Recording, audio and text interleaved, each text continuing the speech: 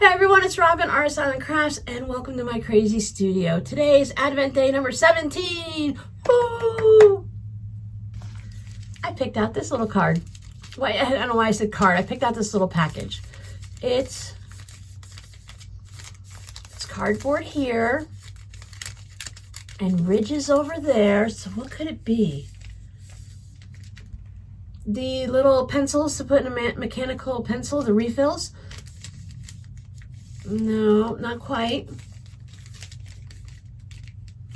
You got me stumped on this one, my friend.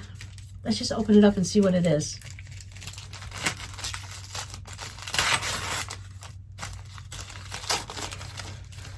When you just look at the back and you're like, what is that? But then, now I know why I felt all the ridges and it felt really weird. I never would have guessed this whatsoever. So when I opened it, this is what I saw right here. I saw the pants and then the corner of this bag, and I thought it was a bra, to be honest with you.